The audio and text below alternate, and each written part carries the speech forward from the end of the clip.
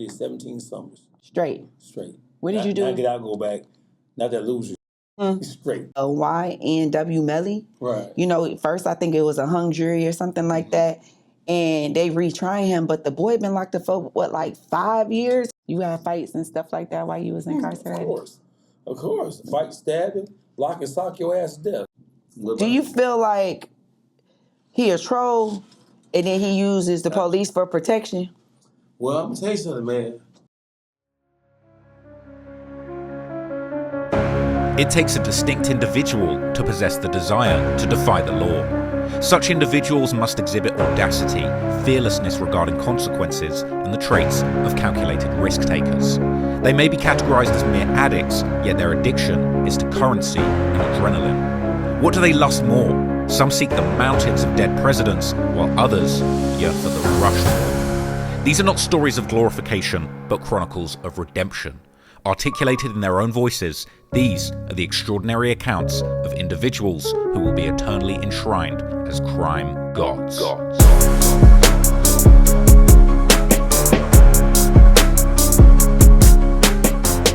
Welcome to Crime Guys. I got one of the most controversial men in America right now. In America. Most talked about, most hated, you know, men in America right now. Yeah. But no hostile environment here. I'll take that. You know, I'm glad you came on the show today. I want to talk to you about some stuff, criminal current events.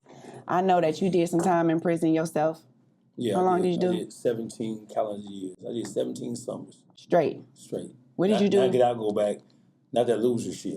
Straight. Just straight. Yeah. Straight bidding. Now, where did you do your time at? Oh, MDOC, Michigan. All Michigan, no You fair. tough. Yeah, you made it through the MDOC. You tough. That ain't no. Yeah. You got to be there to be there. You got to be there to understand what that means. I wasn't in the fair system. It was straight MDOC under John Engler too. Oh, that's the worst. Yeah. Did you ever go up to prison? They ever sent you to the Upper Peninsula with all that snow? Absolutely. I was at Marquette. I was at URF, Marquette, and Berriga Max. Berriga Max is the furthest you can go. Up, right? You're on the other side of Lake Michigan, so we're on the Wisconsin side of Lake Michigan. Damn. I was in Berriga Max, which is level 5. You locked up 23 hours a day, you out for 1 hour a day. I was in Berriga Max 2 years. How you survive that? I mean, I know you survived through it, but what was your experience like? How was it there? Berriga Max was by and large the worst prison I had ever been to. Not because of the distance, because from Detroit, I think Berriga is like 6-7 hours from Detroit. Not too bad. So it was just the overall experience. It was just the racism. Racism was the main thing. It wasn't about doing the bit. It wasn't about gelling. Because to me, a prison was a prison was a prison. It was the racism. It was just the COs made it almost unbearable because you couldn't talk, period. If anybody knows anything about Berriga, the level 5. So outside level 5 was the camp called giveaway. Totally different thing, right? But inside the level 5, you couldn't talk. If I were to tell you, if I were to say, hey, Brandi, turn your TV on the Olympics, if they knew that, if they heard my voice telling you that, I would get a ticket. And if you responded, you would get a ticket. So it was just the concentrated racism. It was just blatant. See, up there, they ain't playing no games. They're not politically correct. You a nigga. Yeah. You're going to be a nigga. And if you ain't like that, they're going to beat your ass and put you in the hole. So the officers really used to beat people ass in there? Yes, absolutely. Beat your ass to death in there. Would beat you to death in there. Hell yeah. Was it a lot of violence? Did you see a lot of violence in there? Level 5. Yes, level 5, level 4. It's the higher you go up, you know, the propensity for violence grows with that, you know me? So I spent my entire bit in level 4, level 5. I was locked up 17 years. I spent 13 of my 17 years in level 5. Damn. Yeah. You had fights and stuff like that while you was incarcerated? Of course. Fight, stabbing, lock and sock your ass to death. You drop a lock and a sock and shorten it up, pow. Girls used to do that in prison too. Yeah, lock and sock. Lock and a sock, ass whooping. They stab you, call them swords. You hear me? Because the knives would be like 7, 8 inches. We stab you through one side of your neck, come on the other side of your neck. But what y'all used to make them swords with? Different things. So when I first got to prison, it was different than it is now. When I first got to prison, I was at Jackson and Marquette, and they sent me to MR, which is called Gladiator School. The mattresses, the beds had the cells.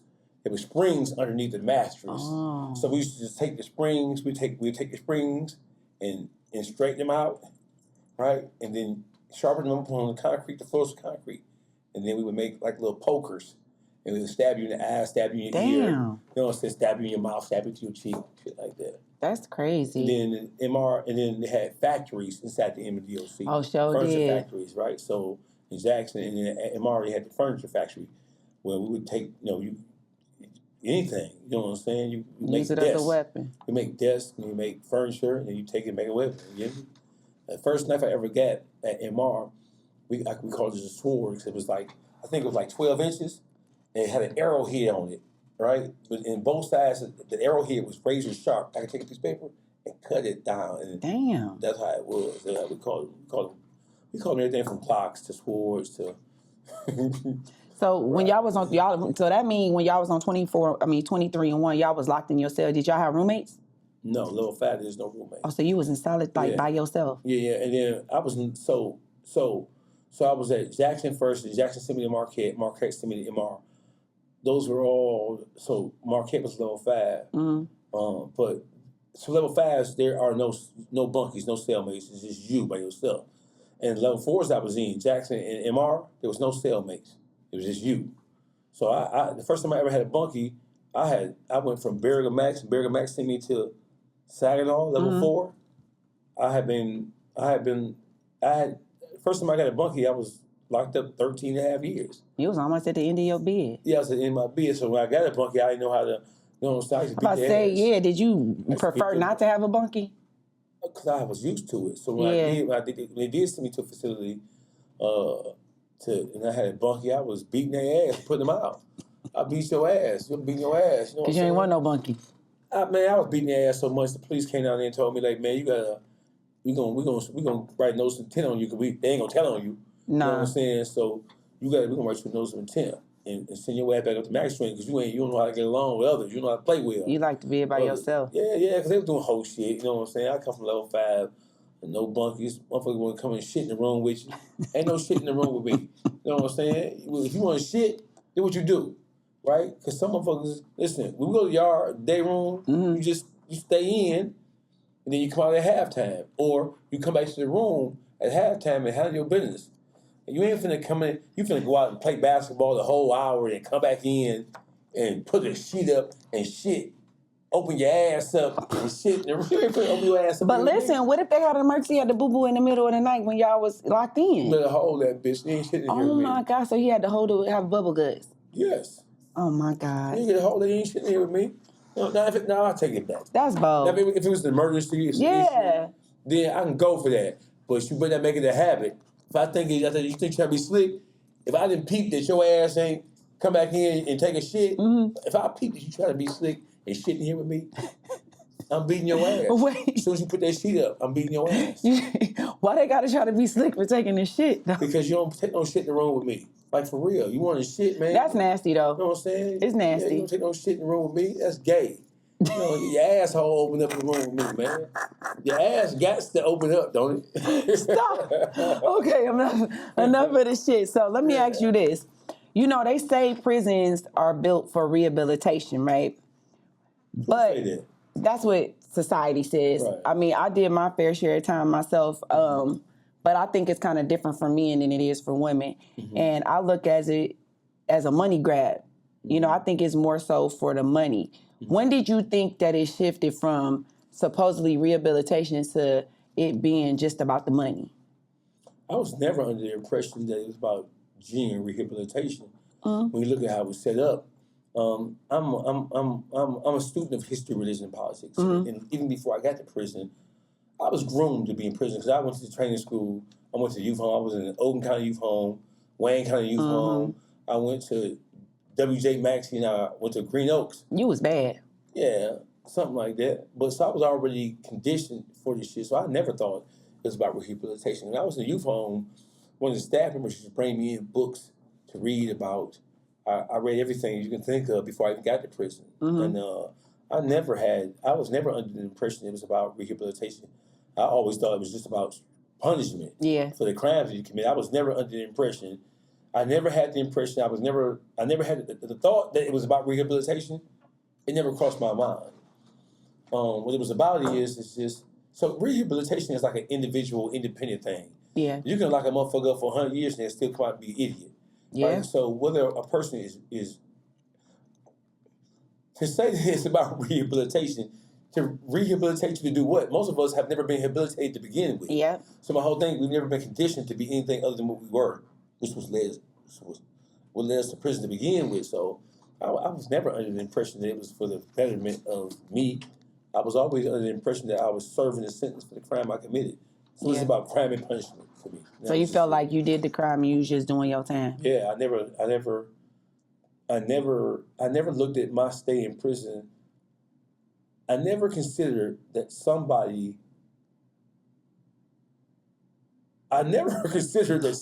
was looking at what was going on with me and all this shit that I saw like it was rehabilitation, because the amount of violence, death, the amount of destruction that you see inside the NVOC, that it's not an environment that's conducive to rehabilitation.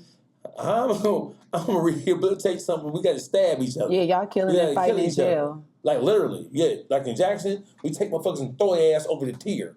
You know what I'm saying? Because in Jackson, back in the day, not now, but back in the day, you had tiers. So you can literally pick a motherfucker up and throw their ass over the gallery, over the rail, and they'll hit the ground and die or break up themselves. No, I never. It was too much violence for me coming through the door for me to ever think that it was about rehabilitation, because rehabilitation suggests that there's an environment that's conducive to education and to training and to kind of like trying to cultivate the mind. That shit that I was in, that shit seemed like it made people worse. It absolutely does. Traumatized them, even all the stuff that you experienced in there. It definitely makes you more violent. And so the lower levels, I can't really speak to the lower levels, but I know they weren't as violent as the higher levels. And the higher levels, man, and then in the MDOC back then, they didn't separate you based on the kind of crime you committed. So you could be a rapist and you could be a car thief, and you be in the same unit with motherfuckers who kill people, never going home. With murderers. You can have a 1 to 20, and depending on your behavior, you could be in a cell with motherfuckers who have 40 to 80, and there is no separation. Your behavior determines, where you go and what level you on. The higher level you go, the more likely you run into motherfuckers who ain't coming home, and they don't give a fuck. Period. That's crazy. So let me ask you this.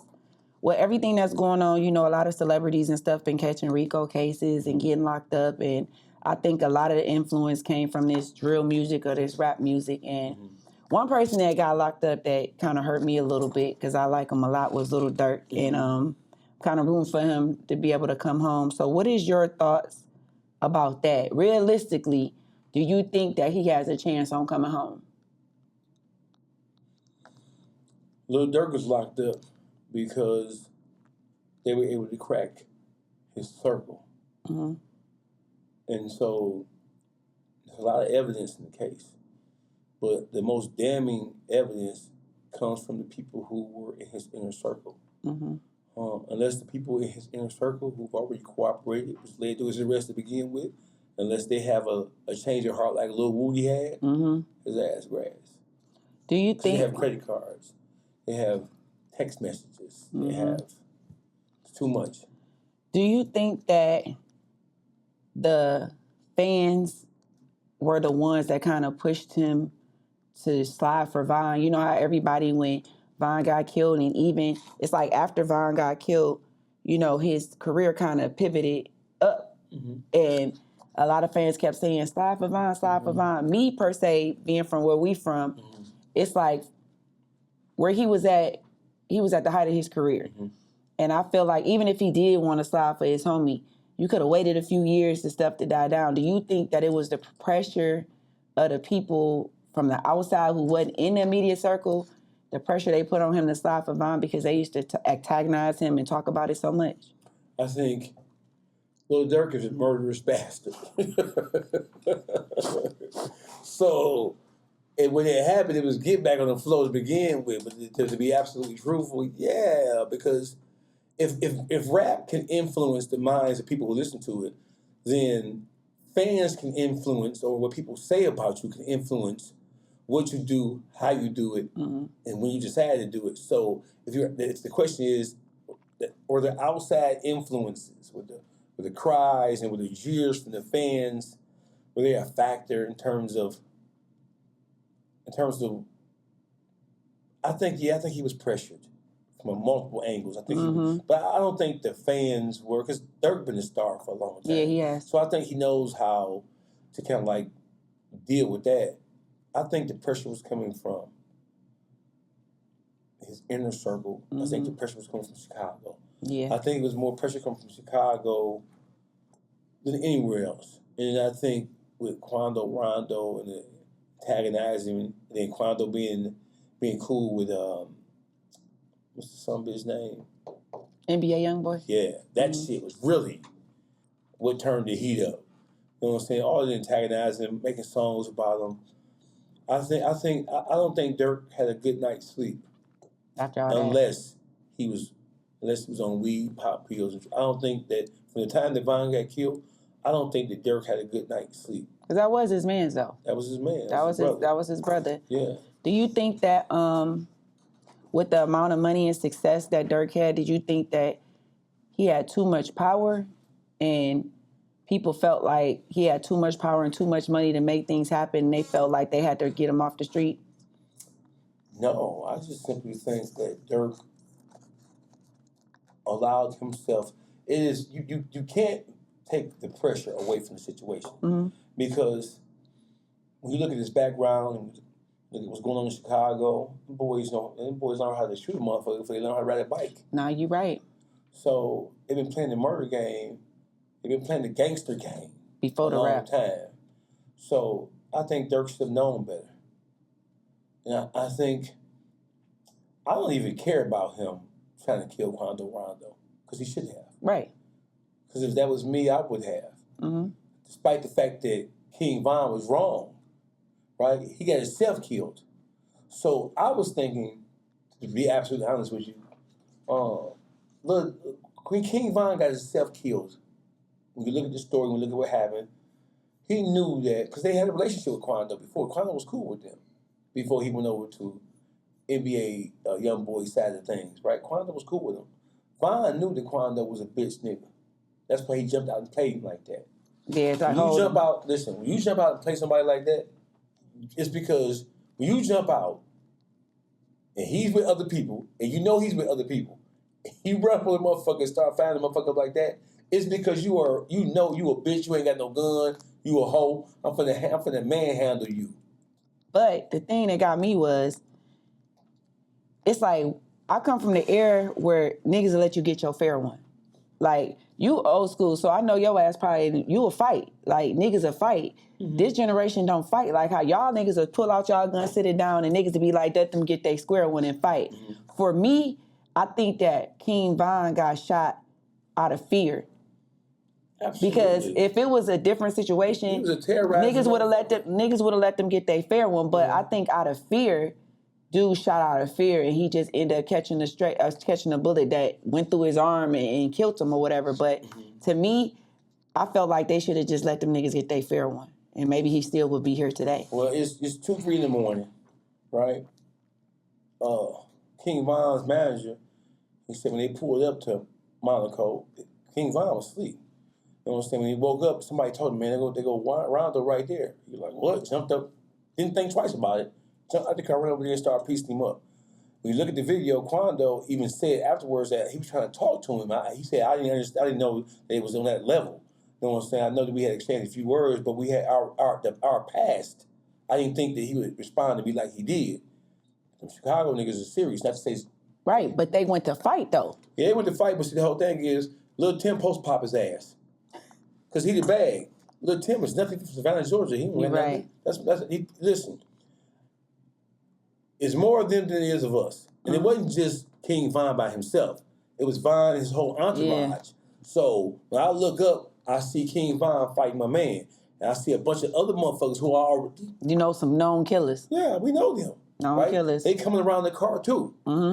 So I don't know they know him for shooting. So they probably thought they had to get the shot off first. Yeah, I would have shot him too. I would have shot that nigga till he caught on fire. He did what he was supposed to do. Because they know what type of nigga he is. Yeah, when you know what you're dealing with, then you don't have time to be trying to think about, oh, maybe it's just going to be a fight. Mm-hmm. That's my man. He from where I'm from. We both in the same gang. It's my baby. I gotta make. If I'm holding, I gotta make sure he's straight. Yeah. And when I see you and you attacked him, and then I see a gang of other folks. They all on the same tip. Mm-hmm. I'm finna shoot this bitch. Mm-hmm. Is what I'm finna do. Yeah. I'm finna shoot this bitch. So he wasn't wrong for shooting the shit out of his ass. I was trying to do. Yeah. Respectfully. No, I get it. So let me ask you this. Okay, that was about that. Now let's go to someone that's a little older. Fetty Wap. I was happy to see him come home. Yeah, he came out. But do you feel like he was still in the streets? Mm-hmm. So he was broke. He had to be in the streets. Just because you're a rapper, we now know that a rap deal isn't all it is cooked up to be. Mm-hmm. You know what I'm saying? So a lot of guys who the world looks at stars, they're in terrible deals, they're in terrible situations. You get everybody with their hand in their pocket. Mm-hmm. From producers to managers to labels to booking agents. Everybody. Yeah. So, having a record deal, we now know they're having a deal. Don't mean you got no money. Don't mean you got no ain't money. Not money. Yeah, You're they be broke. That's why most of the artists now selling their catalog, selling the publishing. They are. In order to stay afloat. For 40 million, 50 million. Because they have expensive million. lifestyles. Yeah, absolutely. And do you feel like there are a lot of artists that still are in the streets? To dabble in the streets a little bit to kind of keep their head above the water, even though they're rapping on the entertainment business? We know that to be a fact because all you got to do is look at everybody falling around these rap motherfuckers. You know what I'm saying? Mm-hmm. We can look at. I mean, you could pick it. Look at the whole 1017. Yeah. Everybody from Big Scar to Pooh Shiesty to Fujiano, Gucci Mane's whole label is dead on the penitentiary. Yeah, you ain't lying about that. That's positive that motherfuckers are still halfway in, halfway out. So, I mean, if we're not even dealing with logic here, we're dealing with motherfuckers who, you're taking niggas out the streets and putting them in front of microphones, and then you put them in front of the whole world. You're not grooming them. 20 years ago, there was an A&R process where you would send an artist through, before you even see them, before the general public would see artists, that artist has been through so many different been so many grooming processes, how to talk, how to avoid questioning, how to probably answer a question, media training, a little financial literacy, a little bit. We want to keep you stupid though, give you a little bit. You know what I'm saying? How to deal with women. These artists the stars that we have now, they don't know how to. When money stopped coming in, these niggas in trouble because they already out. Their lifestyle outpaced the income they had coming in. So, yeah, these motherfuckers in the street. It's obvious. Yeah, it is. It is, and I feel like even it's different from the era of rap that we came from. I feel like a lot of these artists are drug addicts. They are. We live in the dope fiend. See, when we was coming up, right, we looked at motherfuckers using hard dope like, oh, hell no, you That's a crackhead, yeah. Yeah, that's a thing. And then you was excommunicated, you know what I'm saying? Not for real, like, that nigga a dope head, like, ain't nobody messing with him. We know if you're addicted to drugs, you can't be trusted. I don't give a fuck what kind of motherfucker you is. That's a known fact. Right. Because once that monkey get on you, it starts to change the whole framework of how you think. We can't trust you. You know what I'm saying? If we get knocked and you got a drug habit, you addicted to something, as soon as you get downtown, you're going to be ready to tell on something for a Coca-Cola and some fries. Right? So being addicted to anything, it means that you're a weak motherfucker. Yeah. So we're living in a time now where when we was coming up, man, it was the white boys going on. Yeah, the white boys used to be getting high. It wasn't us. Like, they gonna smoke some weed. Yeah. And then another thing I noticed about the music industry these days, like, when we came up, we was listening to, like, Tupac, Biggie. You mean, you a little older than me, but I'm just saying, around that Nas and Jay-Z, they made how you hear with those. I know, I'm just saying, I ain't hear you. No, I'm not saying that, but you know what I'm saying.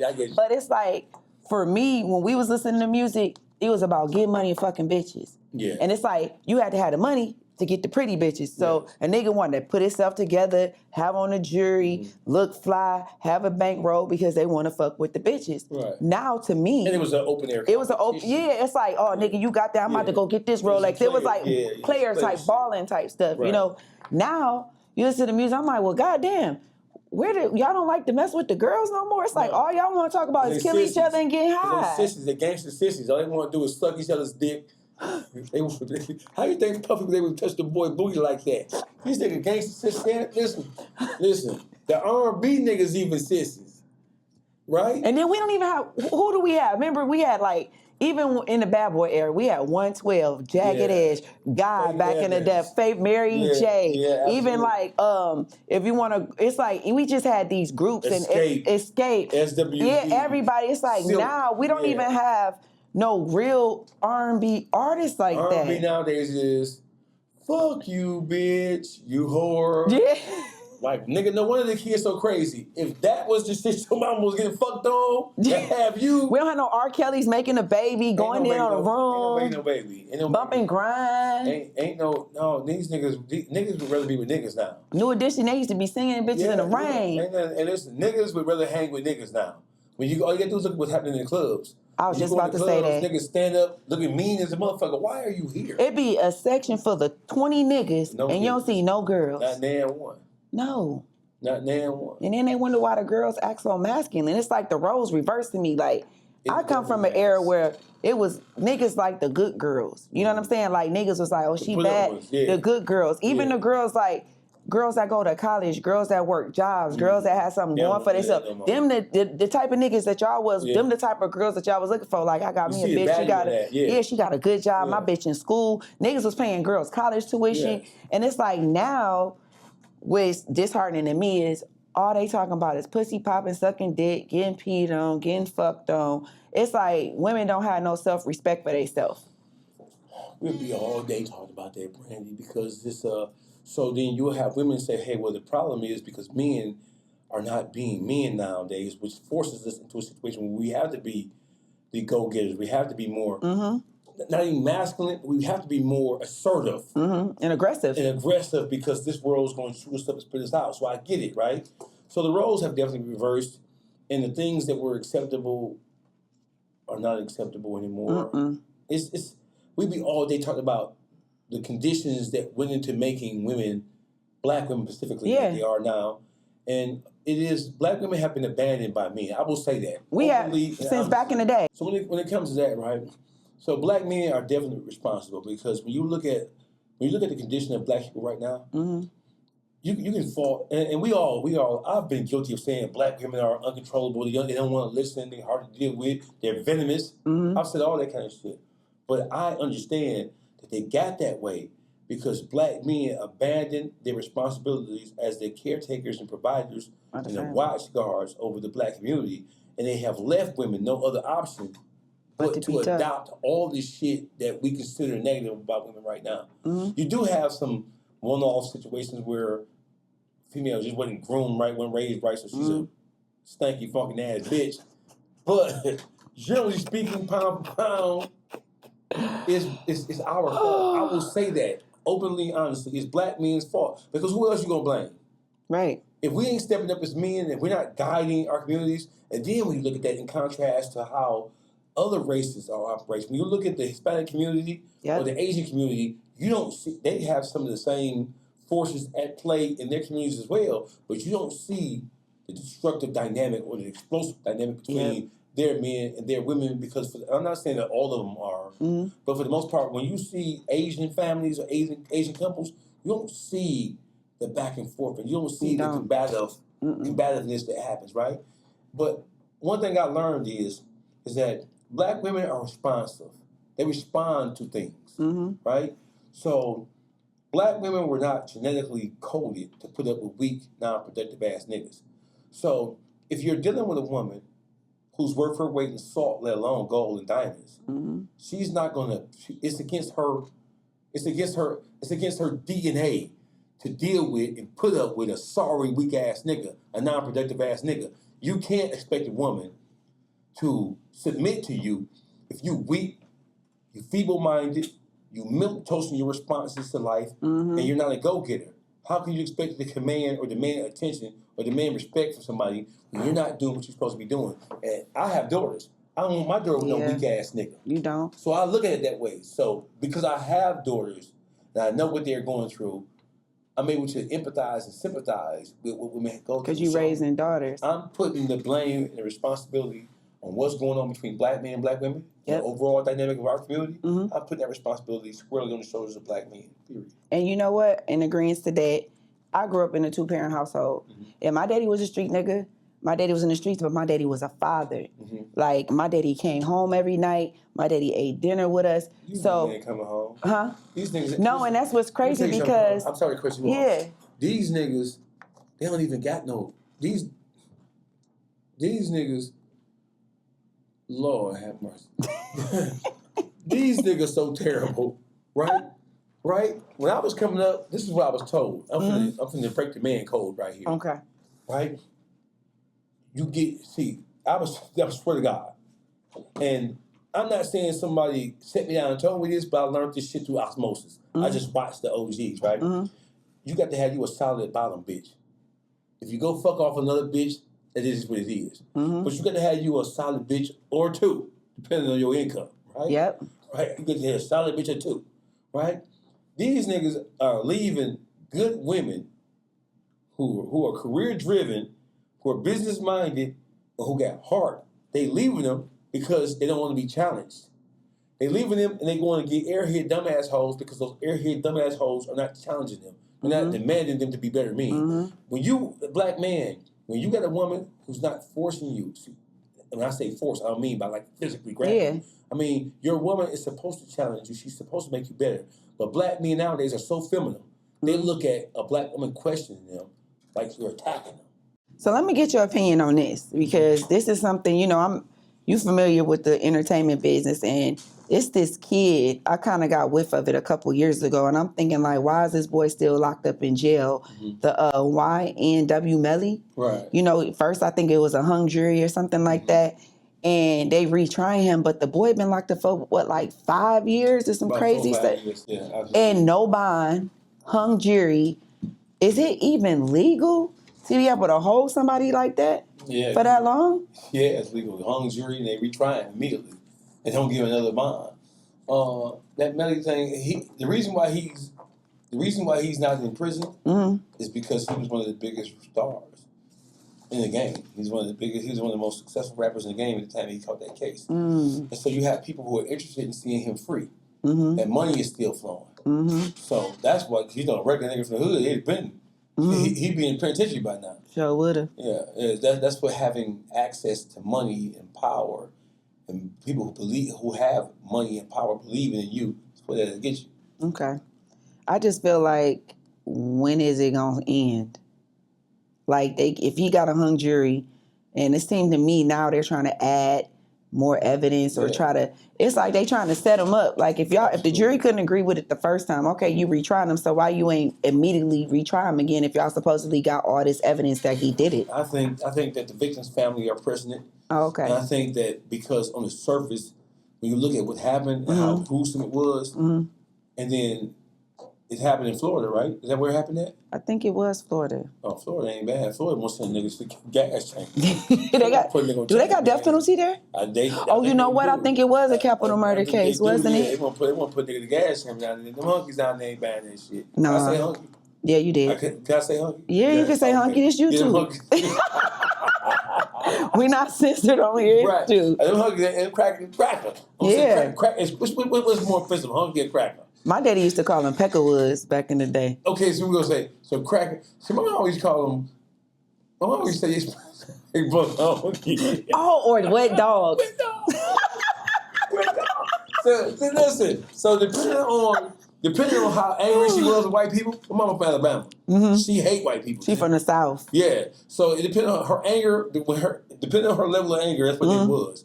I didn't know the word Caucasian existed until I got to fucking 6th, 7th grade. I heard pink bitch, cracker, wet dog, German shepherd, baloney smeller. Her anger level is what. Don't get me started. I'm a motherfucker. My daddy was born in Columbus, Georgia. He went to Detroit when he was a kid, but my daddy was born in 1943, so he lived through that era, the civil rights movement, stuff like that. So he could not stand white people. Like, if we went in like high-end stores, I used to be like, oh my God, my daddy is crazy. So say if we go to Louis Vuitton or something like that, and my daddy would walk around in the store, or even if they did, my daddy was so, and he'd be like, I don't need you. I need that brother over there or that sister. Come on, sister. You can help me. White people be looking like, you're like, I don't need you. I need that brother. Right. I was like, so my daddy really was like your mom. Like, they really, I think they went through so much stuff growing up. I mean, they have a right to feel like that because we didn't endure that side of racism as our parents did back in the day. But hey, it is what it is. So let's talk about this. What is your take on the 50 Cent T.I. beef going on right now? That shit is a bunch of stupid ass, goofy ass shit. You want me to tell the truth or no? Tell the truth. You say something slick about it? I want you to tell me the truth. Stupid, goofy, dumb ass shit. I don't know what the fuck going on with that dumb ass. Let me stop cussing because I'm going to be bleep, bleep, bleep, bleep, bleep. We ain't gonna bleep you out. That is some, my honest opinion, that is a waste of fuck. There are wars being fought. Mm-hmm. We just bombed Iran. Terrible. We just did Israel's job. We had World War III for real. And bombed Iran. Mm-hmm. I don't know. My honest reaction to that shit is, you know what you get when you fuck with 50 Cent. Yeah, that's Petty Betty. But when you look at the origins of it, I don't think T.I. said anything wrong. And T.I., I watched an interview where he said that him and 50 Cent had talked about it not too long ago. Mm-hmm. So 50 Cent's response to him by calling him a rat, all the rest of that kind of shit, if it is in fact true that you had a conversation with him not too long ago about this, and then he now chose to go to Robert trying to call you a snitch and all the rest of that shit, that shit was inappropriate. Sometimes 50 get his feelings and he do go overboard with shit. You know, once you rub it in the wrong way, it's on and popping. It's on and popping. The only thing, like I said, it's all fair game when it comes to the beef or whatever. What I don't like is when you involve women into men stuff.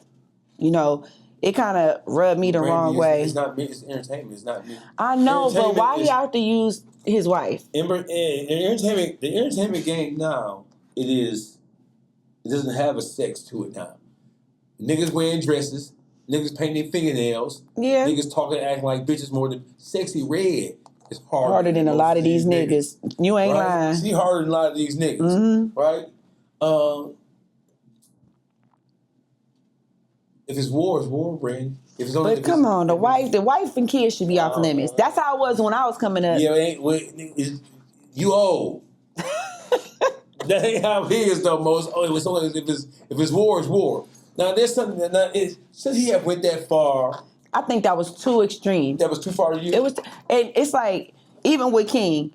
You know, I look at King as a little kid, but no, that's disrespectful, motherfucker. He is, but. For him to take up for his mom, I think he was in the right. He should have been able to defend his mom. Well, people are challenging that because of how openly King has been disrespectful to his entire family, especially his mama. So motherfuckers felt like that you ain't doing that shit for clout because you have been way more disrespectful to your mama than 50 Cent has. So people are kind of like pushing back on that. Like, nigga, you ain't the one to speak. You know what I'm saying? But at the end of the day, that's his mama. You know how it goes in black family. I can say what I want to say to you. But nobody you can't say nothing about my mom. Yeah. Like, I can say what I want to say, but you can't say what you want to say. Yeah. A lot of people think it's going to go to the left, but I think these just some old niggas just back and forth for entertainment purposes, and I think that they both is going to make some money off of it. Because T.I. been dropping some hits, though. Listen, T.I. will sock 50 Cent in his face. Yeah, because remember, he fought Floyd Mayweather. And then you go back to the King of the South shit when he smacked Lil Flip in Houston. Oh, sure did. You know what I'm saying? So T.I. will. He ain't no hoe. No, he ain't. T.I. was smacked no hoe. Nigga, you hear me? You want to do what you want to do because he going. So let me ask you this. You were saying how 50 Cent brought up the snitching and stuff. What is your definition of a snitch? And do you think people don't care about, or do you think they care about snitching these days? I'm going to answer your second question first. Okay. Snitching is acceptable in the black community now. The black community are the only ones who look at snitching like there's a death sentence. A death sentence. But that was on the surface of it, right? On the surface of it, we pretend as if snitching is just a bad thing. But in every hood across this country, we all know somebody who has cooperated with law enforcement. And not trying to be funny, we all know somebody and we cool with somebody. We cool. And that's what kills me about people now. It's like you pick and choose who you want to hold over, where you want to do it. My thing is this, like you said, we all know somebody who supposedly have snitch or are known for snitch. So I look at it as I can't carry nobody burden on my shoulders. Mm-hmm. As a man, if you deal what you do, that's for you to deal with. Mm-hmm. And I think a lot of people look at it like, well, shit, the nigga ain't tell on me. They look at, but that's... Hey, listen. So, are we acknowledging here that inside the black community, how we deal with the snitch is based on... the relationship you got with them people. The relationship you have with the people. Mm-hmm.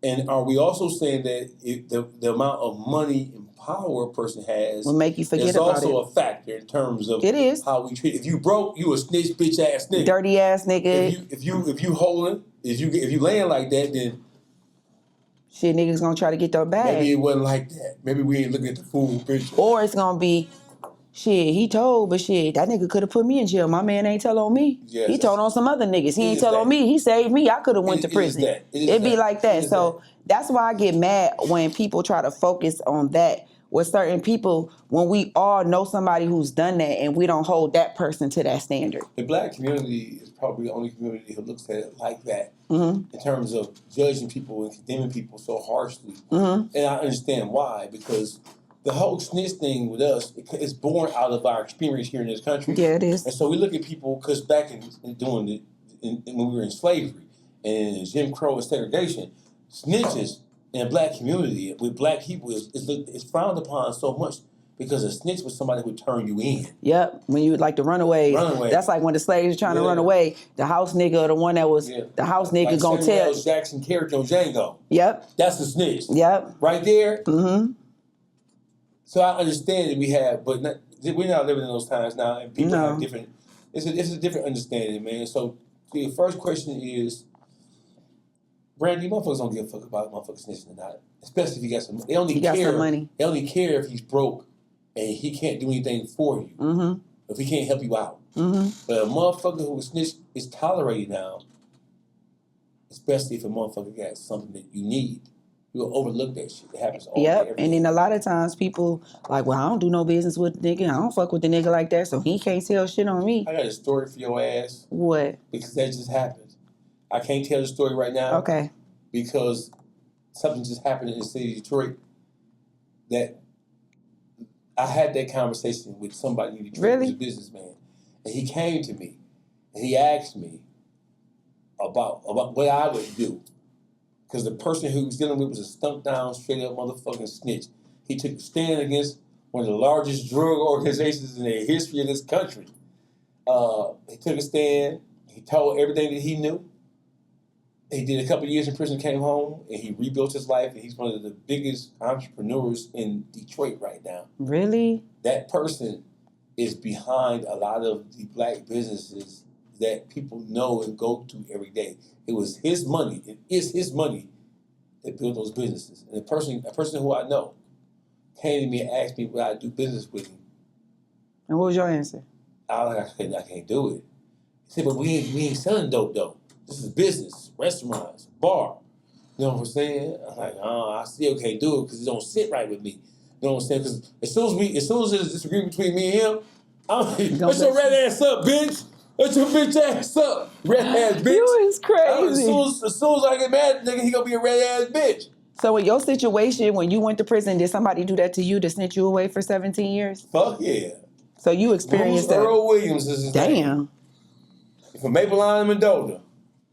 Name was Bruce Earl Williams. I was in the county jail with that son bitch. We was in different bullpens. He was over there quiet as a motherfucker. I didn't even know he was over there. Somebody said, man, so they knew me. Somebody knew me and him. And man, we call him bus stop. They go bus stop right there. I look. I'm like, nigga, man, how at you? And nigga didn't move. And nigga, about 2 hours later, that nigga shot a kite in the county. With separate teeth. They moved that nigga, yeah. Yeah, they moved that nigga. Have you seen him after that? No, I haven't seen him, but he's one of my many haters on social media. Mm-hmm. So about 2 months ago, this rat son bitch came on social media like, you've been a bully your whole life. And if I didn't know who it was, I had to look. I look at the picture. Like, I said, shut your bitch ass up. You cocksucking ass bitch. I was so mad at that bitch. Look, the nerve of you. How dare you? He talking shit to you on Facebook. No, it was on Instagram. No, it was on Facebook. You know, all the old heads be on Facebook. Yeah, they do. The old heads be on Facebook. I noticed that. I looked and I seen that shit. I said, I'm not going to be arguing with niggas no more. You on can't. social media. You can't. This shit went too far. You can't do it. Yeah. So look. Niggas don't give a fuck about the rat no more. You got some money. Right? Me and you can tell on 35 motherfuckers if we got some money. They ain't gonna care. They ain't gonna care. Because somebody's still gonna rap for me and you because we have money. Motherfuckers are more concerned with money and power and access than they are with standing on principle. Yeah. And principle shit is out the window. That's why the black community is, in part, is why it is right now. We divided like that. Yeah. So, how do you feel what's been going on? I feel that this war and all this other stuff that's been going on with our country is a deflection from the Epstein files. I wasn't really familiar with it. I guess maybe I was gone and I was in prison where all that stuff was going on, you know, with the Epstein stuff like that. But now that I'm getting wind of it, there was some nasty, pedophile, freaky, no good ass people. And all the people involved Why are you talking about Catholic priests like that? It's the truth. Because everything you just described, that is Catholicism. It is. And it's like they molested so many boys. Why, again, are you talking about Catholic priests like that? Because they nasty. And I feel like they pedophiles. And I feel like it's a lot of people who starting to get exposed now for pedophilic behavior. A lot of people, but not the Catholic Church. No, they still, the Catholic Church never all over the planet. Molesting little boys. So many boys came forward about getting molested. That's white America for you. White America, though, they don't see. White America look at drug trafficking like it's worse than child molestation. They look at they do. Right, you'll get a different sentence for getting caught with some dope than you will in rape. Yeah, you go to jail for life for some dope, but a pedophile or a molester get 3 to 5 years. Yes. Or might not get no time. Just got to register on the sex offender list. I was going to say something, but I ain't going to use your interview for that. Say something. Your interview. No, say something. There's a rapper that's in Trip right now. That's a pedophile. Yeah, they 70 in a row. That nigga. And he's still a rapper now? Yeah, he's still a rapper, but he ain't got no teeth on the side of his head. 4 teeth right But there. listen, it's been exposed that he's been I exposed some bitch. Yes, it was. And me. what's the people's reaction that is cool with him? Are they still dealing with the person? They defended him. They defended him. They're like, man, we don't believe it. He told us that he wasn't there. I said, but in the transcripts, it says that he pled guilty to penetrating a 12-year-old girl. And how old was he at the time? 16, 17. Damn. Nah, I see if he lied. He said he went to high school with her. He said he wasn't there. He said 2 other people were in the house who raped the little girl. So I wouldn't plead guilty to raping no kid if I ain't raped a kid. And they raped her? Yes. It wasn't consensual. No, it wasn't. Oh. Well, listen. So now the niggas saying, she's fast in ass. But a 12-year-old? She can't even be developed. I'm a female at 12 years old. I wasn't developed, especially back then. Now these little kids is a little more mature. I've had black women come on my social media and argue. They was fast.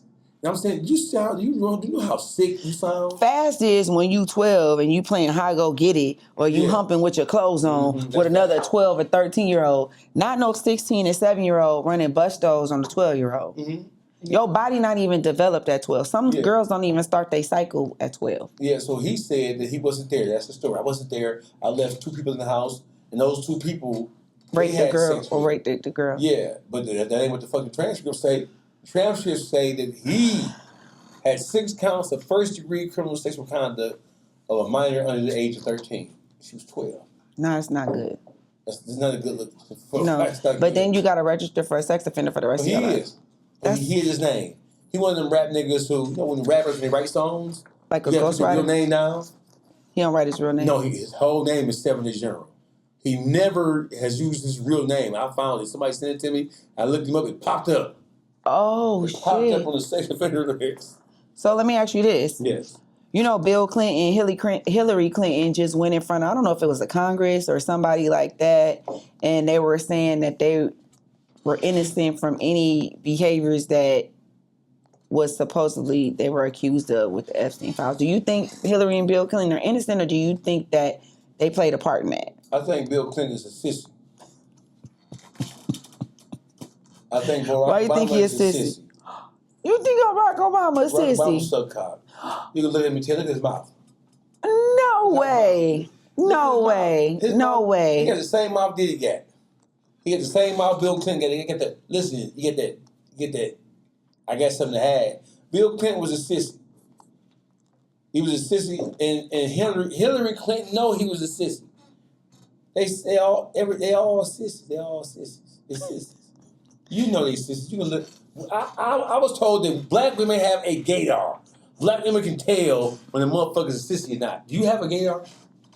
I can tell sometimes, but if I'm around somebody. Right. But I've never been in the presence of neither one of those guys, so I don't know. Bill Clinton's sissy. He was doing all that sissy Epstein shit. So right now, they're trying to cover up because Bill Clinton knows too much. So it's like, you tell on me, I'm going to tell on you. And then they might try to kill his ass if he try to expose the beings too much. Yeah, so that the higher-ups, the rich and the powerful, they're trying to cover it up as much as they possibly can.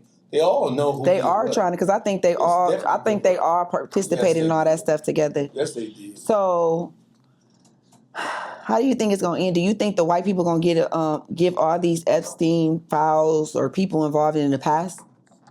No. Or you think they going to fight to try to hold them accountable for their behaviors? There are too many powerful people involved with the Epstein files. The Epstein files will never come out in total. They're never going to come out. Because a lot of them have been redacted. Yeah, and then white people don't care about being accused of being gay. Because white people invented homosexuality. They are the Greco-Roman Empire invented homosexuality. They don't give a fuck about that shit. Mm-hmm. And they have too much money, so what you going to do? You're right. Don't care if you know or think they gay? No, because I think, too, I ain't trying to be funny, but I had white friends and stuff, too, but a lot of white guys do be a little fruity. Like, that's not nothing that's not nothing that's frowned upon. Mm-hmm. Like us, we like, hell no. Some shit like that, but... In the white America... Just Europeans in general. Yeah, they are. They don't look at homosexuality like we look at homosexuality. You're right. Right? They're a little bit more free-spirited. They call it what they call it. Mm-hmm. It's a little more adventurous. Mm-hmm. Black people like, hell no. Like, we don't get down like that. White people can engage. White men can suck a dick. And their wives just be cool with it. And be cool with it. Mm-hmm. And black women are becoming just like that nowadays, though. You know what? You ain't lying, because I've seen a lot of scenarios where a lot of women or a lot of men then came forth and told the wife, like, I had sex with your husband or your husband my nigga, and the girl still stay with the man. Mm-hmm. Like, she don't believe it. If it was me and somebody that was gay came to me and told me they sucked my man penis or had sex with my man, I'm believing him. Nigga, I ain't gonna believe you, because what this nigga got a lie for? Yeah, no, that just ain't no shit that you just say or put on somebody. And listen, them fighting words, nigga, them murder words. That's what I'm saying. So who would just randomly say some shit like that about somebody if there's no truth to it? Sissy, let's say they have a chingy. With the transsexual. Shit. I get that, but that was like from a picture. Yeah. You get what I'm saying? But if somebody that's gay or homosexual to call me nigga, you're out of there. You out? You ain't giving benefit of the doubt? Fuck no, because don't nobody be putting. I ain't never had a man in my life. I'm about to be 44 years in my life. Ain't nobody ever said something about a nigga that I mess with being gay. Right. I'm sorry. So what if it does happen? What do you expect him to do about it? The guy who's being accused of being gay. And you can do what the fuck you want to do about it, because I'm leaving your ass alone. Oh, so no matter, period. So if he go, so what if he lying on me? Try to offer you some good explanation. I'm gonna say, prove it. I'm gonna invite the gay nigga over, and you gonna tell by a nigga body language. Hey, what you say you did with this nigga? What it look like? His body language probably one thing. What it look like? I'm gonna ask the man what it look like. What? You get distinctive tattoos that you can't see with the shirt unless you got your clothes off. Oh yeah. I just don't play like that. Mm-hmm. You know what I'm saying? Like, if I don't, that's just not nothing that you just put on a person. It got to be some type of truth to it, because niggas just don't say somebody gay. Sissies do sissy shit, but they ain't going way over there. Hell no, they ain't gonna go to the extreme. That mean the nigga in his feelings. There's something wrong. He in his feelings. It's a lover's quarrel at this point. Yep. So let me ask you this: another controversial man, Charleston White. Yeah. Do you feel like he a troll and then he uses the police for protection? Well, I'm gonna tell you something, man. He is a troll. He's trolling with a purpose, though. He's not a 50 Cent troll. he's trolling, he's agitating situations to keep himself in the public eye. Mm-hmm. Because Charleston White is a walking, talking public spectacle. And he's very intelligent. He's very intelligent. Charleston White, he started off as people liked him when he first came out, if you can recall, right? They did. Yeah, but I think Charleston White realized niggas gonna be a nigga, and niggas gonna be some niggas, and niggas gonna be some niggas. So ain't no sense in me trying to act as a savior for these niggas, because look how many saviors have gotten killed trying to preach at these niggas and teach them, or trying to convince them to do better. So he's definitely a troll, but he's not scared of anybody. No, he not. You know what I'm saying? He uses police. He weaponizes the whole police thing to use it. He trolls with it. Now, I'm not saying he won't call the police, because I believe he will, right? But I believe for the most part he's trolling, and he's trying to keep himself in the algorithm by saying the most outlandish, outrageous shit to make people say, this nigga crazy. But you know what I think too? When somebody try to talk like they got some sense, we not receptive to that. Absolutely. But when a nigga start talking ignorant, calling you bitches, calling you out, we hear that. Then your antennas go up. Then y'all paying attention. So the message, I feel, when he's trying to be peaceful or trying to black power, empowerment, it falls on deaf ears. Yes. But he got to get ignorant in order for people to pay attention. I was about to say, I would like to see you too. You know him? No, I don't, but Mafi does. I think y'all two should get together. I think you two should get together. I think that would be very, very, very, very interesting. I think it'd be interesting. Yeah, absolutely. Yeah, because Charleston White is not. See, what Charleston White is kind of like a whack 100. He's figured out that most of these niggas are bitch ass niggas, and he sit back and he scienced these niggas. He knows how far to go and when to go and when not to go. He knows when to remove himself from a situation or remove himself from a person. So he's figured out the algorithm of life, specifically about how to run and how to govern black people. He knows it. And it's working in his favor. It's working in his favor, absolutely. And he capitalizing off of it. Yeah, he is. Like I said, some shit he be saying, though, like, I understand a lot of stuff that he says, but he crazy as hell. Some shit he just go overboard with some of the stuff he say, but I think it's like clickbait, and I think he do it to gain attention. It's all clickbait. I think it's clickbait. It's all clickbait. But even with you, having conversations with you, people would think you ignorant just because you be talking shit and stuff like that, but you intelligent too. I'm a little bit intelligent. I'm all right. You talking about a little bit. I'm a little bit. I'll shock a motherfucker here and there. Yeah. I'm a little bit. Yeah. And the whole thing is, so let me just tell you the absolute truth about this, right? When it comes to being in the public eye, a lot of people think that this is easy in terms of being an influencer, in terms of being a person who's being interviewed about whatever the situation is. But it's not as easy as it appears. And this thing is not for everybody. This thing of ours is not for everybody. You know that if you're going to speak truth to power, you know if you're going to speak the real truth about the things that affect us as a people, that truth goes against what everybody really wants to do. And so you're going to be in opposition to people. And when you're in opposition to people, you're exposing something about people, about their behavior that they don't want to have exposed. So you're going to be the pariah. You're going to be a bad guy. So I'm the bad guy because by and large, I'm saying the things that people want to keep covered up. You do. Let me ask you this, though.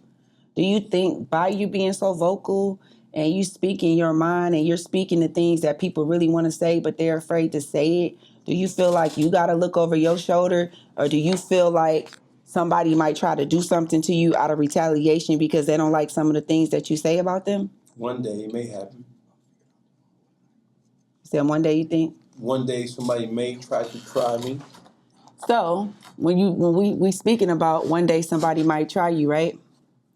So we gonna acknowledge the 9,000-pound gorilla in the room. Here we go. You know I wasn't gonna sit down with you without saying it. What the fuck is going on with you in Detroit with all this Detroit shit? Brandi fucked them bitch ass niggas. Crime gods.